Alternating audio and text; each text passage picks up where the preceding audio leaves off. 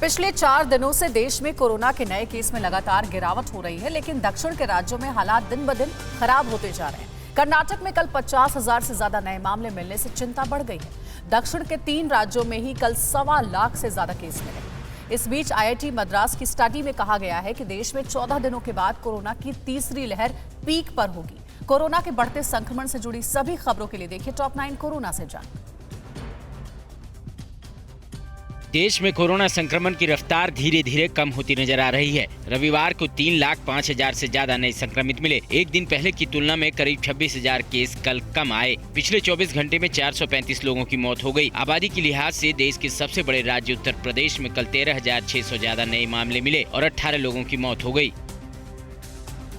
देश में लगातार चौथे दिन कोरोना के नए केस में कमी आई है। इसके बावजूद एक्सपर्ट की नजर में अभी कोरोना की तीसरी लहर का पीक आना बाकी है। IIT मद्रास ने अपने स्टडी में कहा है कि अगले 14 दिनों में कोरोना की तीसरी लहर पीक पर होगी। स्टडी के मुताबिक देश में 14 जनवरी से 21 जनवरी के बीच R वैल्यू 1.57 रही। R वैल्यू से ही पता चलता है कि एक संक्रमित दूसरे को कितनी जल्दी संक्रमित कर सकता है। महाराष्ट्र में शनिवार के मुकाबले रविवार को कोरोना संक्रमण के मामलों में कमी देखने को मिली। रविवार को राज्य में 40,805 नए केस मिले, जबकि 44 लोगों की मौत हो गई। सबसे बड़ी राहत की खबर मुंबई से मिली है। मुंबई में कल 2,550 कोरोना के नए केस मिले। मुंबई में संक्रमण कम होने के साथ कई पाबंदियों में भी छूट दी जा सकती है। राज्य में कल 1,95,000 से ज्यादा टेस्ट किए गए। कोरोना की तीसरी लहर के बीच महाराष्ट्र में आज से नर्सरी से 12वीं तक स्कूल खुल गए हैं। इस बीच महाराष्ट्र के मंत्री आदित्य ठाकरे ने कहा कि सभी स्कूलों में बच्चों का जाना जरूरी नहीं किया गया है। बच्चों को स्कूल भेजना अभिभावकों पर ही निर्भर करता है। पुणे समेत कुछ जिले में स्कूल अभी नहीं खोले गए हैं। अभिभावकों की राय और टास्क फोर्स की सलाह पर ही स्कूल खोले गए हैं।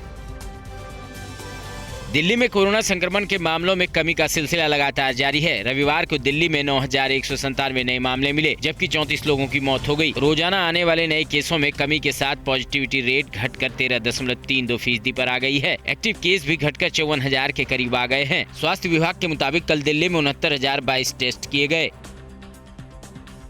उपराष्ट्रपति M Venkaiah Naidu corona positive हो गए हैं। उनके सोशल मीडिया अकाउंट से इसकी जानकारी दी गई। उपराष्ट्रपति इस वक्त हैदराबाद में हैं और एक हफ्ते के लिए सेल्फ आइसोलेशन में चले गए हैं। उन्होंने अपने संपर्क में आने वाले सभी लोगों से टेस्ट कराने और आइसोलेट होने की अपील की है। कोरोना पॉजिटिव होने की वजह से उपराष्ट्रपति इस बार गणतंत्र दिवस समारोह में भी शामिल नहीं हो पाएंगे। दक्षिण भारत के राज्यों में संक्रमण की रफ्तार हर दिन तेज होती जा रही है। कर्नाटक में कल 50,210 रिकॉर्ड नए केस मिले, जबकि 19 लोगों की मौत हो गई। पॉजिटिविटी रेट 22.77% है। केरल में रविवार को 45,449 नए केस मिले, 38 लोगों की मौत हो गई। पॉजिटिविटी रेट 44.89% तक पहुंच गई है, जबकि तमिलनाडु में कल 30,580 नए केस मिले, 40 लोगों की मौत हो गई। पॉजिटिविटी रेट 19.39% है।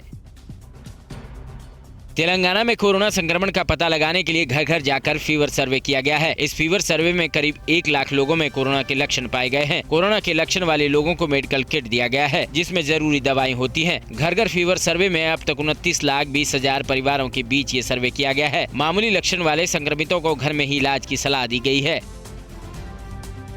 ब्रिटेन में ओमिक्रॉन के एक और नए वेरिएंट ने खतरे की नई घंटी बजा दी है। इस स्ट्रेन को BA.2 सब स्ट्रेन या स्टील्थ ओमिक्रॉन कहा जाता है, जो 40 से अधिक देशों में पाया गया है। खास बात यह है कि इसका पता RT-PCR टेस्ट में भी मुश्किल से चलता है। इस बीच WHO ने भी कहा है कि ओमिक्रॉन के नए वेरिएंट से मार्च तक यूरोप में 60% लोग संक्रमित हो सकते हैं। इसके बाद ही इस महामारी का अंत हो सकता है। कोरोना धर्म नहीं देखता, जात नहीं देखता, अमीर गरीब ऊंच नीच नहीं देखता। कोरोना सिर्फ मौका देखता है, लेकिन आप उसे मौका मत दीजिए। बस इतना कीजिए, जब कभी दफ्तर से बाजार से घर लौटिए तो इतना ख्याल जरूर रखिए, कहीं आपके साथ कोरोना आपके घर तो नहीं जा रहा। भूलिए मत, कोरोना अभी जिंदा है।